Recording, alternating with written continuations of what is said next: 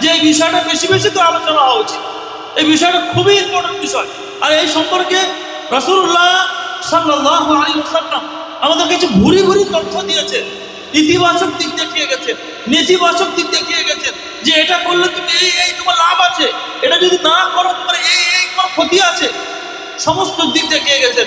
আর ইসলামের একটা বৃহত্তর দিক যে মানুষের সাথে মানুষের সম্পর্ককে, সে যদি গায়র মুসলিম হয়, সে যদি অমুসলিম হয়, তার সাথেও সদ্ব্যবহার করার কথা বলে গেছে।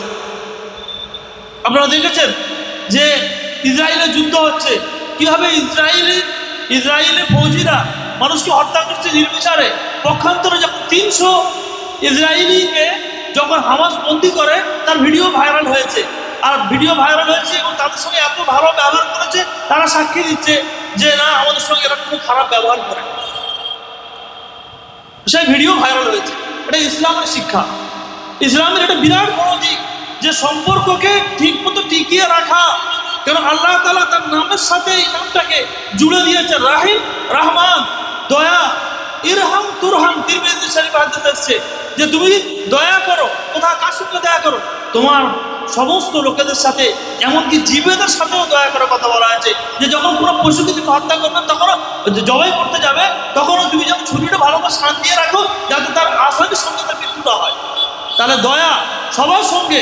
আর আল্লাহ তাআলা আত্মীয় সম্পর্কের সাথে দয়া করার নির্দেশ দিয়েছেন। আর এই মুসলিম শরীফের মধ্যে যেটা বললাম, 3টি কথা রাসূলুল্লাহ সাল্লাল্লাহু আলাইহি ওয়াসাল্লাম আমাদেরকে শিক্ষা দিয়ে গেছেন যে মেহমান নাওয়াজি করো।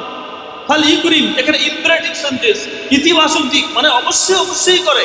ইম্পারেটিভ সেন্টেন্স মানে আদেশমূলক, যে আল্লাহ তার রাসূলের প্রতি যদি ঈমান রাখে এবং আখিরাতের প্রতি ঈমান রাখে, সে যেন অবশ্যই মেহমান নাওয়াজি করে, আত্মীয়তা বন্ধন রক্ষা করে। আর কি করে? হয় ভালো কথা বলবে, নাহলে চুপ থাকে। আর 3টিই কিন্তু আমরা সীমা লঙ্ঘন করে ফেলি। এইটাই হচ্ছে বড় জিনিস। 3টা কি? এই যে এটা যদি আমি আত্মীয়তার ব্যাকগ্রাউন্ডটা যদি আমরা বোঝার চেষ্টা করি, যে অনেক সময় অনেক ফুফাতো ফুপুরা বা বেটি, আমরা যেন বেটি বলি, ওটাকে ভালোবাসি ফুফু বলে। ফুফু জামাই অনেক গরিব মানুষ হলে, বড় যদি তার ভাই বোন হয়, তো ঘরে এসে থাকতে চায়। সেখানে আমরা কি করি? কখন যাবে, ফালতু এসে জ্বালাতন করছে না, তাহলে আপনার ঈমান কামিল নয়। সে আপনার ঘরে আপনার আত্মীয়তা বন্ধন মধ্যে একটা পড়ছে, আবার তার উপর আপনার মেহমান হচ্ছে।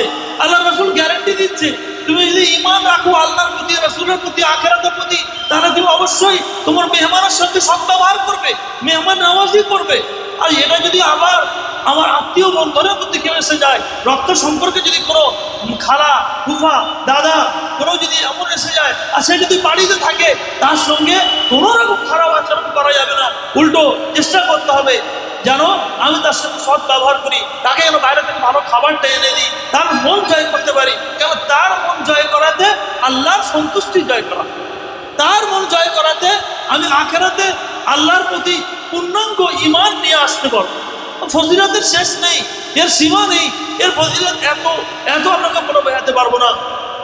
যে আপনি যদি আপনার, তারপরে আবার কি বলেছে যে লাস্ট বাক্যটা, এই যদি আত্মীয়তার ব্যাকগ্রাউন্ডটা বুঝি, লাস্ট বাক্যটা যেটা আল্লাহ রাসূল বলেছেন, তুমি যদি পারো তো ভালো কথা বলো, আর নতুবা তুমি চুপ থাকো। লকডাউনে কি আমাদের কাছে এমনও মানুষ এসেছে যে বলেছে যে আমার ভাইপোরা এত বড় লোক, আর গিয়েছি আর বাড়ি থেকে খালি চাকরি দিয়ে বলেছে যে দাদা নেই, তার ছেলেদেরকে পাঠিয়ে বলেছে দাদা নেই, আব্বা নেই, তমুক নেই, তমুক নেই। আল্লাহর অভিশাপ হবে।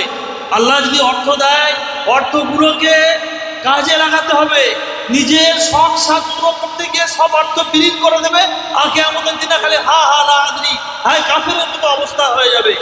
আপনাকে অর্থ দিয়েছে আল্লাহ, এখন মিডিয়াতে যা ট্রেন চলেছে, এত বাজে বিবাহ শাদীতে এত বড় মেয়েরা গয়না করছে, কম করে 40 লাখ 30 লাখ টাকা গয়না করছে, এত মানে বাজে দিক। আর তার আত্মীয় চাচাতো বোন, ফুফাতো বোন, তার বিয়ের জন্য লোকের কাছে জাকাত চেয়ে বেড়াচ্ছে। আপনারা বলুন, আপনাদের ঈমান মোকাম্মল হবে, কামিল হবে যদি কোনো মানুষ এটা করে? 40 লাখ টাকা তার মেয়েকে গয়না দেবে, বুক পর্যন্ত পায়ের থেকে যাচ্ছে। আর তার চাচার মেয়ে, তার ফুফার মেয়ে একটা বিয়ে হবে, তাকে 50,000 টাকা গয়না দেয় না, আর 10,000 টাকাও দেয় না, দিয়ে 5,000 টাকা দেয়। আর তাও দেবে কিসে? সে জাকাতের পয়সা থেকে। আরে আপনার আত্মীয়, আপনি যখন আপনার কাছে অ্যাক্সেস পয়সা নেই, তখন আপনি জাকাত দিলেন, আলাদা বিষয়।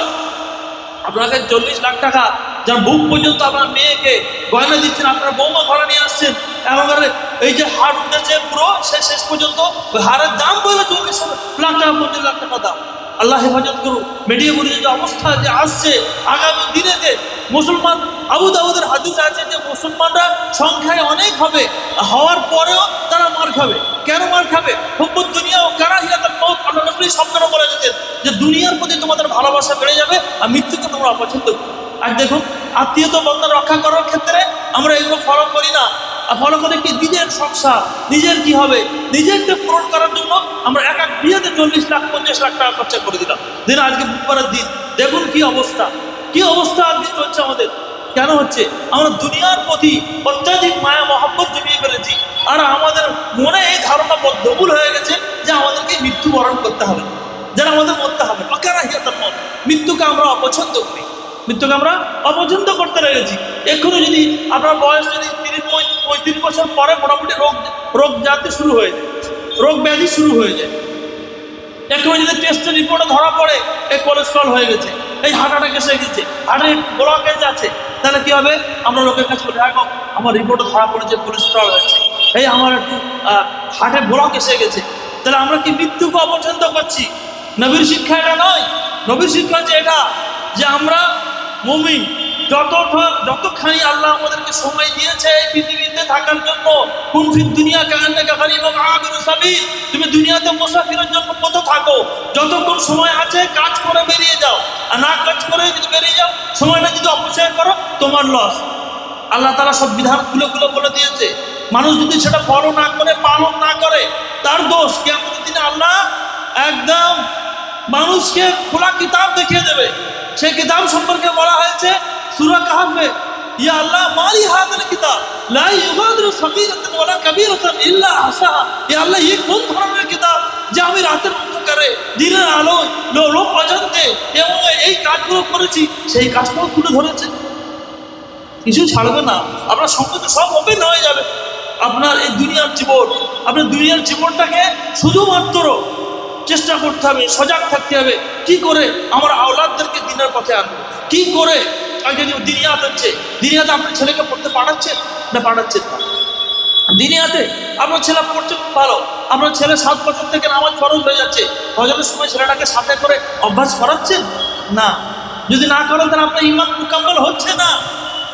ভালোবাসা ছেলেদের প্রতি এই ভালোবাসা নয়, বাবু ঘুমাচ্ছে থাক, ওযু করবে ঠান্ডা পানিতে, এই ভালোবাসা নয়। ভালোবাসার চেয়ে আসল ভালোবাসা কি?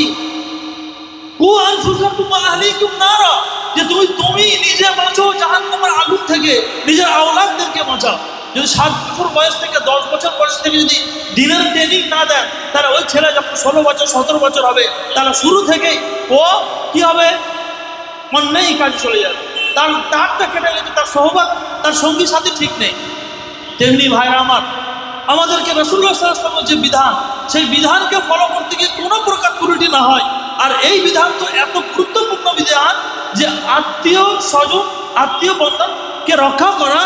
আমি বলতে চাইছিলাম যে মানুষ যদি একটা হার্ট অ্যাটাক এসে যায়, কোলেস্ট্রল এসে কত চিন্তা ফিকির করে, তাই না? কিন্তু মানুষ, আল্লাহ রাসূল সাল্লাল্লাহু আলাইহি ওয়াসাল্লাম এই নুসখা, এই দাওয়াই আমাদের বলে দিয়ে গেছেন। যে ব্যক্তি চায় যে তার আয়ু বৃদ্ধি হোক, আল্লাহ যেন তাকে হায়াত বেশি দেয়। আর যে ব্যক্তি চায়, মাল আপনার বহুত আছে, আপনার ধন দৌলত বহুত আছে, 10টা 15টা স্টল, আপনার প্রতি বছর গেলে কম করে 20 লাখ টাকা আপনার লিজ আসে, দেখা যাচ্ছে আপনার ব্যবসাও খুব ভালো, মোটামুটি আপনার ইচ্ছায় 10 লাখ টাকা বছর ঘুরে প্রফিট হয়। আপনি কি করেন? খালি বাড়ি অট্টালিকা তৈরি করতে, বিভিন্ন রকম শখ পুরো করতে শেষ না। আপনি তাহলে কামিল মুমিন হতে পারলেন না। রাসূলের শিক্ষা হচ্ছে কি? মান আহাব্বা ইলাইহি, যে ব্যক্তির কাছে পছন্দনীয়।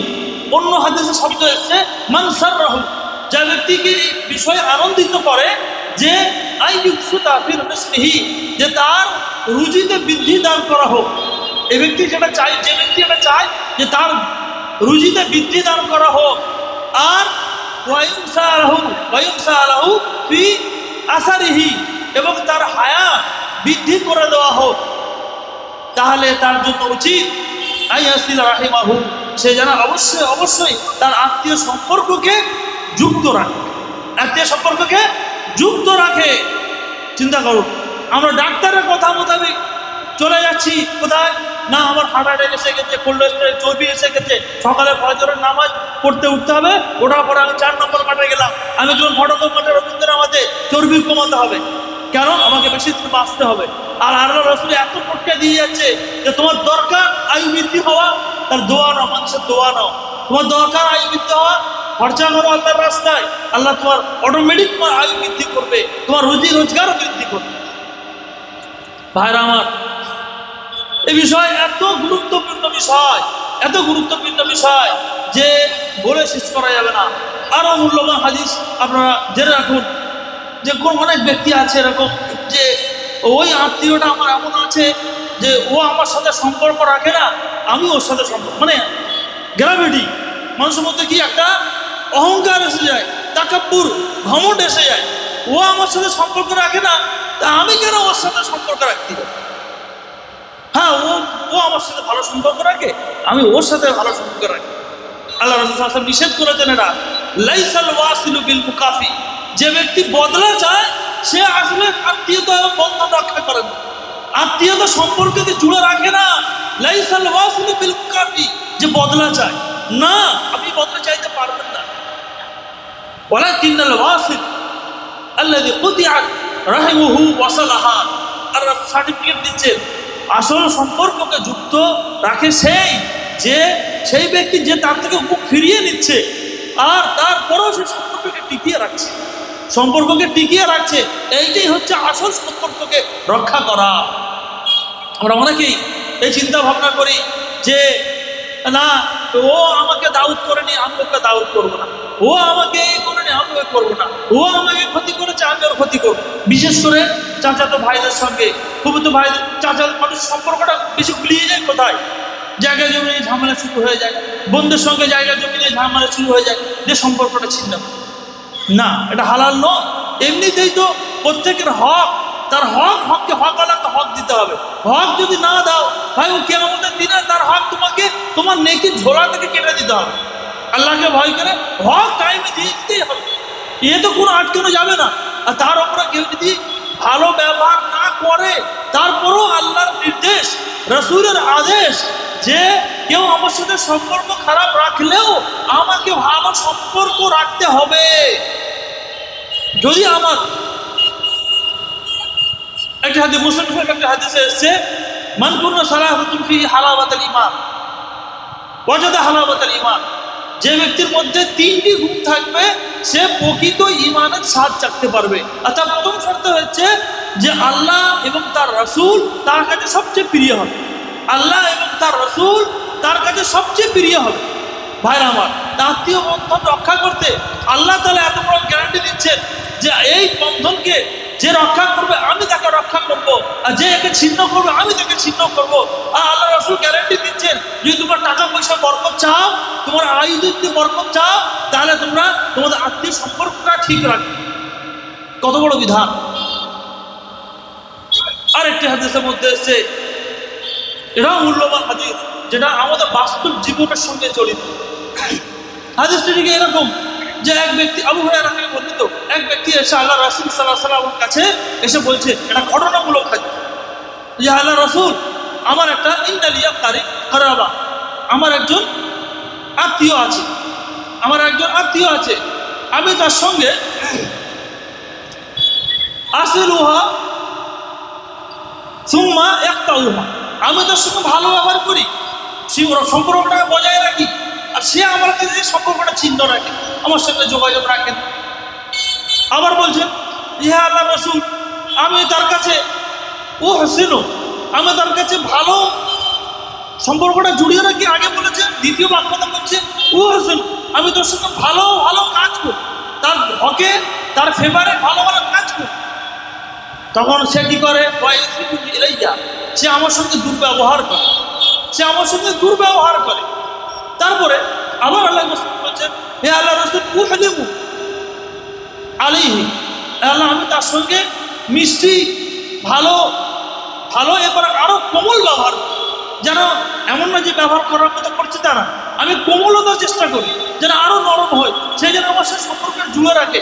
কিন্তু সে কি করে, ঝালু নেই, সে আমার সঙ্গে মূর্খতা অবলম্বন করে, সে আমার সঙ্গে মূর্খতা অবলম্বন করে। তখন আল্লাহ রাসূল সাল্লাল্লাহু আলাইহি ওয়াসাল্লাম কি বলছেন, এটা আমার আপনার জন্য শিক্ষা। বলছেন সত্যি যদি ওটা হয়, মাকুন্তা কুন্তা হু, যেটা তুমি বলছো সেটা যদি বাস্তবেই তাই যদি হয় যেটা তুমি বলছো, তাহলে জেনে রাখো ও তোমার তো কোনো ক্ষতি করতে পারবে না, বরং আল্লাহর তরফ থেকে জাহিরুম মিনাল্লাহ, আল্লাহর তরফ থেকে তোমার জন্য মাদাদগার হবে, তোমার জন্য একজন সাহায্যকারী হবে, যে তার সে যে ক্ষতি করতে চাইবে সেই ক্ষতিটা সে আটকে দেবে। জাহিরুন এখানে ইঙ্গিত করা হয়েছে ফেরেশতার দিকে।